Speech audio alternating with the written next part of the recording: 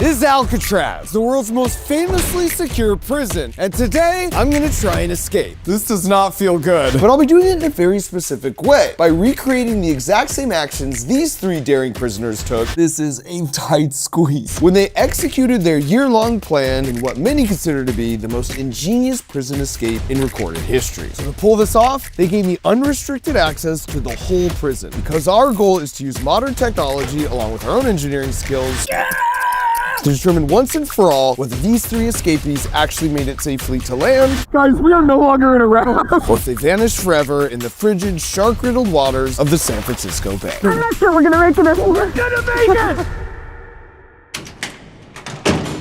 I cannot believe they would spend 23 hours a day in this tiny little cell. On June 11th, 1962 at 9:30 p.m., this exact jail cell would have seemed pretty unremarkable to any of the guards on duty and to all but 3 of the prisoners held here on the island. Because that's the night those 3 prisoners decided they were finally going to attempt their escape after nearly a year of meticulous planning and preparations. But in order to pull this off, starting right here in their cells, they would need to execute their elaborate 6-part escape plan flawlessly, eventually taking them up and out of the prison, down to the water, and across the bay to their freedom. And to pull this off would require countless strokes of genius, like fake vents to cover up their digging progress, fake bolts made from sculpted soap, or a homemade raft fashioned from prison-issued raincoats. But all 6 of those critical steps started right back here with the decoy, moments after lights out at 9:35 p.m. Since they weren't expected out of bed until roll call the next morning, they needed a way to not sound the alarms with empty beds when guards came by to perform head counts several times during the night. So they placed fake heads like these on their pillows that they had spent 2 months crafting out of soap, concrete dust, toothpaste, toilet paper, and actual human hair. This is kind of creepy, and it shows how good the heads are, because I feel like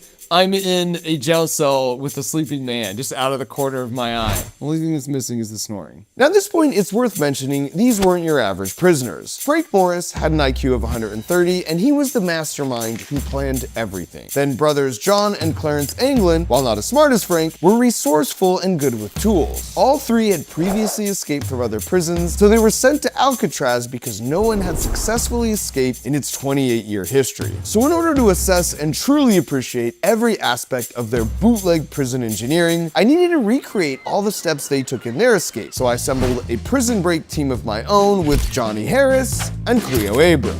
Cleo would be the mastermind, and Johnny and I would be the slightly dumber pair of brothers. Really, really good. So we gathered up all the exact same materials they had at their disposal. Never made a fake head before, but I think we can do it. And began the first test. I'm gonna start mixing. Mixing what? When it comes to arts and crafts, it's a good idea. It's fair to say. I just need your face. This team lacked experience. This is Mark Rober with his hat. Despite all that, I think they turned out pretty good. These are amazing. Because it turned out all you really needed to do was bring in your most artistic friend, Brooke. Whose do you want to start with? I will start with, oh God. Brooke, save us. And having Brooke to help us actually put us on par with the original escapees, because they had their own resident artist in one of the brothers, Clarence Anglin, who also worked maintenance and painted as a hobby, so he provided the paint. His brother John, on the other hand, worked in the barbershop, so he provided the actual human hair they used. Hello. Is that how you see me? Here's Mark. Oh my God! So with our picture-perfect facsimiles finished, we put our heads to the test with prison guard Bam, Prisoner check. who had been told all 3 of us remained asleep in our beds. And our outcome was significantly different than theirs. I told you, Johnny! It almost worked. Why are eyes so wide open like this? Providing early evidence, these weren't your average prisoners. All right, next test. Now that their diversion was set, at 9:37 p.m., they grabbed some tools and crawled through a hole in their jail cell wall they had spent the previous 6 months secretly digging out. So this is the actual hole they crawled through to escape. As you can see, it is not very large. Wow, this is a very tight squeeze. Ow! To give themselves a head start on digging, they decided decided to enlarge an already existing air vent hole underneath each of their sinks. And since they obviously didn't have access to power tools, they had to get creative, primarily using stolen spoons from the cafeteria that they'd fashioned into picks by removing the round part. So to gain a better appreciation for what this would actually take, it was time for my jailbreak crew to get to work on a replica prison cell we built in Crunch Labs using concrete that was similar to what they would have faced. My fingers are starting to get tired and it's literally Wow, 30 you're seconds. so soft. It quickly became clear why it would have taken them months Prison breaking is hard. to painstakingly scrape their way to a hole big enough to escape from.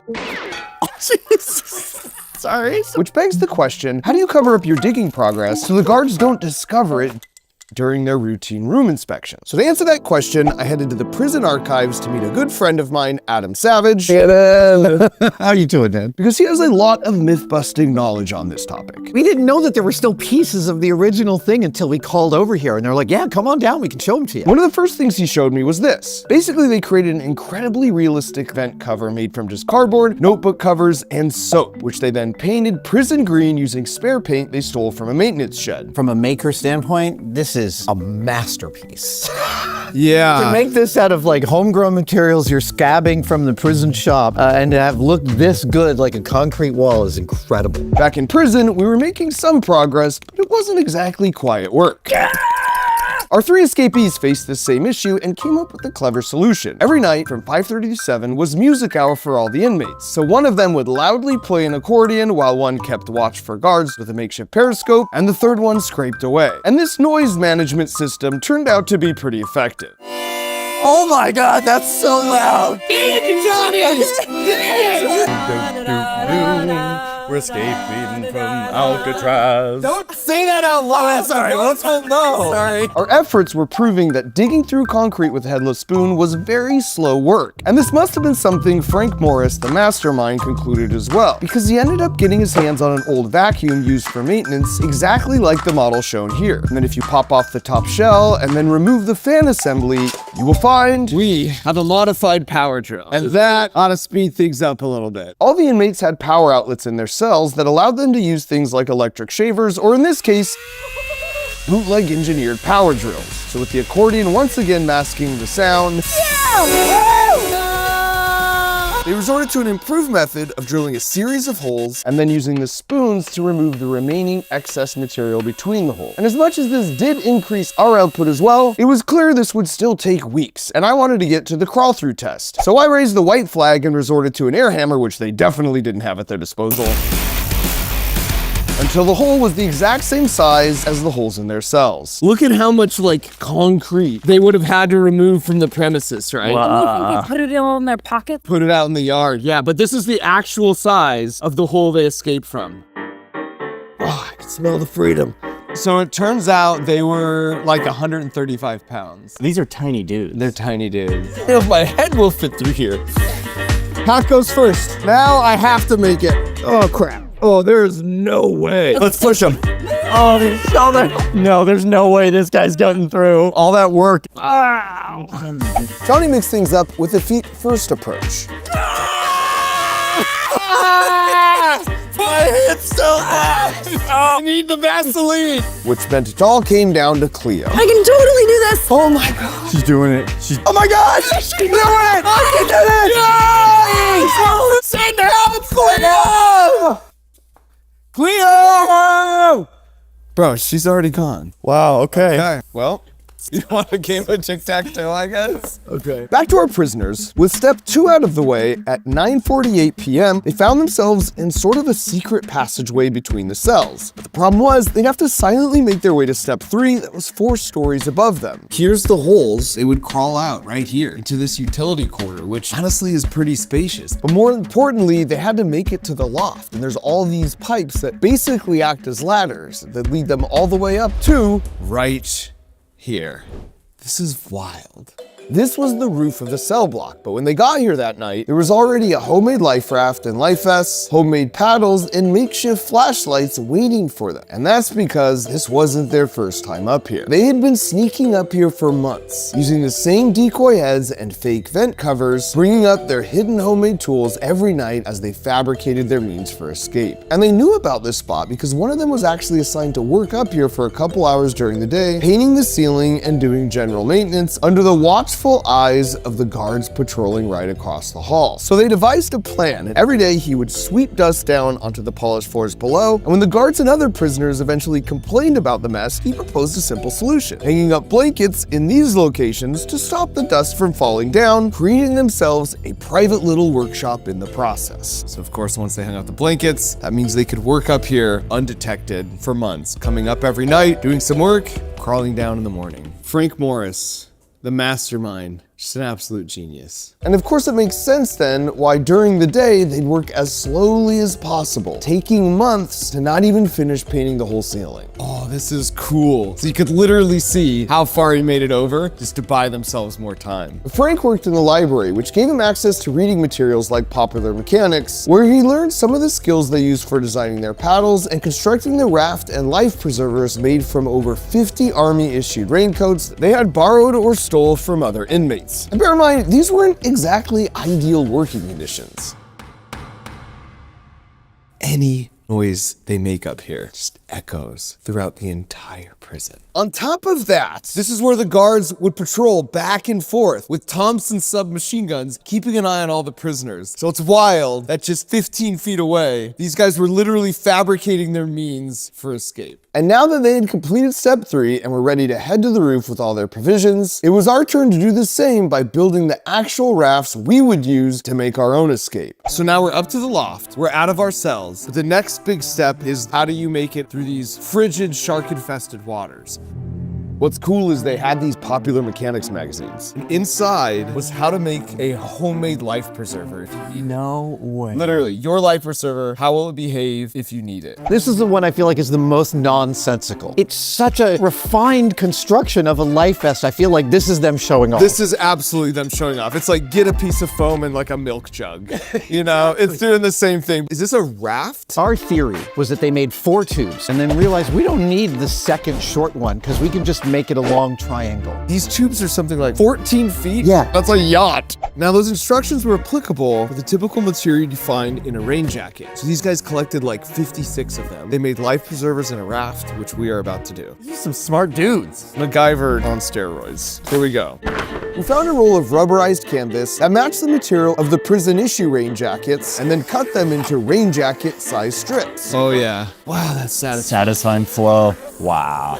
Oh, that was so unsatisfying. And then we used period accurate rubber cement to glue the segments together with 2.5-inch seams. Our life depends on these seams. If one of these even has a little leak, oh. My applicator already broke. Are there more applicator? And then fully sealed the deal with some hammer time. And if this seems insanely loud, don't worry. I'm gonna cover it up. We brought the accord. The guards will have no idea what we're doing. And with that, we rolled it onto itself, then sealed the ends, which led to the final test, seeing if we could inflate it using the same secret weapon the escapees had. Oh, yes. They took an accordion and actually used it as an air pump. Yeah. There you go. It's pretty strong. See? Okay. The fate of our survival rests on this moment. This is an actual raft we will be using to cross the shark-infested Alcatraz waters. Here we go. Oh my God, it's working. It's working. Keep going. And over the course of about 37 squeaky pumps, we had a fully inflated raft. The accordion is the unsung hero, or I guess it's Little bit sung. Yeah. But the all-important question was, listen for a leak. Is it fully airtight?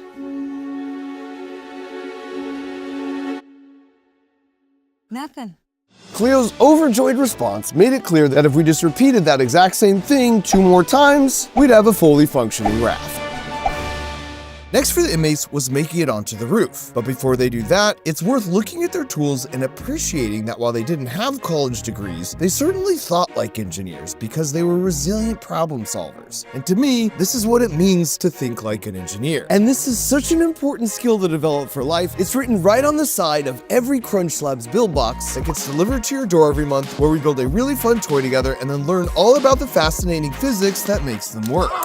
But the best part is, just like I do with my YouTube videos, we hide the vegetables. So you're learning all these useful life skills like resilience, but every step of the journey is really fun. On top of that, each month your box has a chance to contain the platinum ticket. And if you get it, then you're coming out to Crunch Labs to build with me and my team for a day. So if you're a kid looking for something to put at the top of your Christmas list, or you're just looking to be the household hero by giving it to someone else, head to CrunchLabs.com where we're giving away 2 free boxes for our holiday special, and where you'll find we finally completed our trilogy of creative engineering subscription box options, now ranging from ages 6 to 106. Back with our escapees at 10:45 p.m., they were now at step 4 of their escape plan, ready to head to the roof through this vent. This right here is the vent they did it through. And they had previously sawed through the bolt that held the vent shut and then replaced it with a fake bolt made of soap they had painted to look real. They'd also previously bent away a restriction bar intended to keep a human from fitting through the ventilation pipe using an ingenious homemade bar spreader consisting of 2 opposite threaded bolts with a threaded turnbuckle in the middle. So when they tightened the turnbuckle with their homemade wrench, the 2 bolt heads would slowly deform the restriction bar until there was room enough to slip through. So they busted through, pushed up the metal vent, pushed out their rafts, and crawled to the roof at the potential freedom.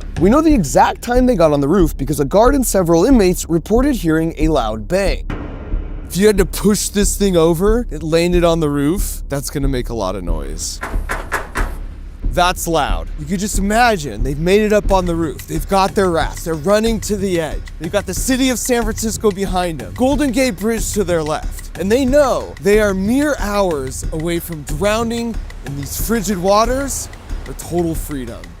It's one or the other. So they came here to the edge of the roof, then climbed down the water pipe, made their way along the exercise yard, down by the water tower, and around the power station. Now what's truly remarkable about that route is they'd have to scale 2 separate 12-foot barbed wire fences with all their gear in tow while going undetected by the armed guards on the search towers, who were ordered to shoot on sight any prisoner attempting to escape. The final part of the escape, conveniently, where you can't be seen by the guard tower, they made their way down this embankment and entered the water right here. Now this beach wasn't the easiest spot for them to access, but Mastermind Frank chose it specifically because it was in a blind spot for all the guard tower searchlights. So now that they were down by the water's edge, they inflated the rafts using the modified accordion they turned into an air pump and set off to Angel Island. So to get a sense of whether this would even be remotely possible in a homemade raft, we launched our own homemade raft from a beach location that was very similar to theirs. Go, go, go, go, go. Careful, careful. I don't want you to break it. This is it, guys. This has to work. Okay, time to start making the music. Get in there. I'll hold you, Pump. Johnny, why don't you start filling one of the others with your mouth? Okay. Can you imagine being here on the beach? Being like, the guards might come at any moment. Blow harder, Johnny. Come on, Johnny! This is not easy. Tastes like glue. Oh no! I didn't prepare for this. Let's get these on. Watch your eye. Oh shoot, I just broke. Oh shit! It still works. Getting a core workout here. Guys, I'm almost full. This one's full. No way this lasts. This is the first thing I'm dishing. All right, we gotta get in the water. Let's get in the water. Oh, go, go, go, go. Get in there. Oh, all right, it's Cleo, cold. get in, Cleo. Careful on those seams. Exploding! Go. It's still working. We're free! Now you'll notice it's not exactly dark, even though we know they launched after lights out in the evening. That's because we ran some tests of our own by strapping 20 GPS devices in waterproof containers to some driftwood, and then we threw them in the water near their launch spot at various times in the tide cycle, and then we tracked where they ended up. And this experiment yielded some very unexpected results. Whoa. We're looking at some movement here. Wait, this is not what I was expecting to see. We're trying to go over here? Not now. Because of the strong current the driftwood logs got caught up in, none of them even came close to making it to their intended destination, Angel Island, either as the current came in on high tide or went out on low tide. In fact, of all the logs we threw in, only a few ever made it to land during an ideal 30-minute tidal window at a location right about here next to the Golden Gate Bridge. And this is something Frank probably knew as well by observing debris in the water moving with the tides, meaning all their rumored plans for heading to Angel Island were just diversions, and their real plan was to land here all along. So to maximize our chance of a successful escape, we had entered the water at the same perfect 30-minute tidal window based on the tides for our day. Hard paddling to freedom, folks. The tide is just pulling us. Let's go. We're moving so fast, man. Guys, this is epic. Look at this. Look at this. Let's go. We're going to the Golden Gate Bridge. Look around. This is beautiful. We're free. Oh my God. Wow, this is amazing. Johnny! Pedal. Sorry. We were feeling optimistic, but once we got about a quarter of the way to the bridge, the waves drastically increased in size. Waves. All these waves are huge. Oh my way. Oh boy. Oh. I was getting queasy fast, so I ditched the paddle and adopted a new strategy. Okay, at this point, you live and die by the current. Paddling is just totally futile. It's just about surviving and like floating our way in the current. A large portion of my body is underwater right now. I'm just like engulfed in this thing. I cannot move. We're basically sitting in just a massive life preserver. Like the world's most dangerous waterbend. With like sharks swimming around you. And this was a legitimate concern. Here's an actual clip right off the shore of Alcatraz of a great white shark hunting a seal. In fact, when I was scouting out the location the inmates launched their raft, I saw another seal right off the shore. You know what, these seals?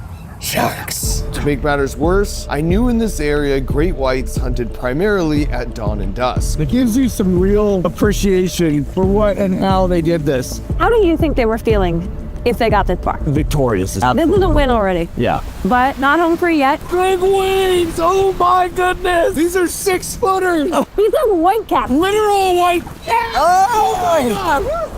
Oh, we're almost capsized! It is tumultuous on the open sea. And despite the rough waters, our great escape was going pretty well, right up until the raft started deflating. We're definitely losing air! This is not good. The moment I put a little bit of pressure on it, air comes rushing out. I'm holding on tight right here, making sure it doesn't leak. And I'm holding this one on this side. And since our trusty accordion pump was back on shore, we had to get creative. Get some air back in there, please, folks. Our survival depends on it. And to make matters worse, Water everywhere in here. This is more than bathtub, Dude, we are up to our waists in water. The waves are just so high. The water's freezing cold. But Alcatraz is fading into the distance, and the Golden Gate Bridge is coming closer. and this was good news because even if Johnny made it, it was looking more and more likely his dinner wouldn't. I'm nauseous. You better be paddling! Oh God, I might vomit. Sorry. Okay. I'm paddling. I'm paddling to the end. I will not be defeated. I will not be defeated. Oh, I'm so nauseous. This is for freedom! For freedom! Go, Cleo! For liberty! We're thinking so much faster when our paddling. But you know what? You've got heart. And if you've got heart, you got freedom. That's not actually true. We are really putting on a lot of water. That is actually true. We can do this, guys. We can do this. Guys, the bridge is right The there. bridge is right there. I see the bridge. Alcatraz is fading with every minute. Guys, we are no longer in a raft. This is the ocean. We are going down. Johnny? I'm up to my sternum now. I'm like mostly underwater.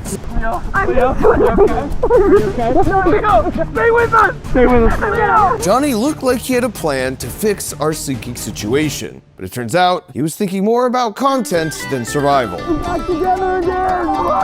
Which makes this a good time to mention, no matter what happens here, you should know they both have incredible YouTube channels. Like Cleo just uploaded a video about what we could actually do if a giant asteroid were headed towards Earth. An asteroid impact is worse than you might think. And Johnny just uploaded a video about the infamous El Chapo prison escape in Mexico. This place was considered inescapable, but even still, he had escaped through one of his tunnels.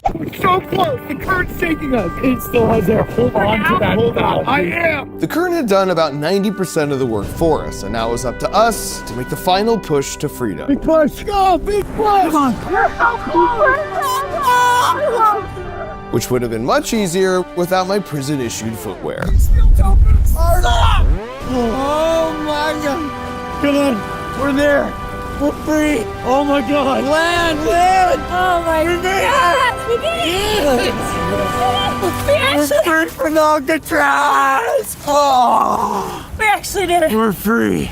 Oh my God, I'm so tired right now. That's one of the hardest things I've ever done my whole life. Yeah. So after all that, the question that remains is, did they survive that final step? Now, what we know for sure is the FBI recovered evidence of their escape, like paddles or life jackets, in these 4 locations. But what we also know is on any given night, there's only a 30-minute window where the high tide current will take you from Alcatraz safely to land. And any attempt outside that time frame basically means certain death from hypothermia or drowning. happening. And thanks to a lot of modern science, we of course knew exactly when that 30-minute window was for our escape. And so after checking the historic tide records on the exact night of their escape, for them, that vital window would be between 11:30 and midnight. And according to the FBI records, ingenious Frank Morris, with access to none of the data we had, pushed off right in that sweet spot at 11:40 p.m.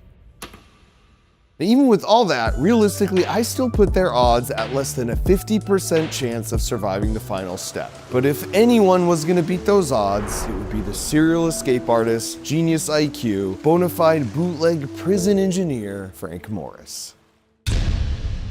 This year, if you want to strengthen that resilience muscle in your brain while having tons of fun along the way, go to crunchlabs.com and use the link in the video description, where we're currently giving away 2 free boxes as a holiday special.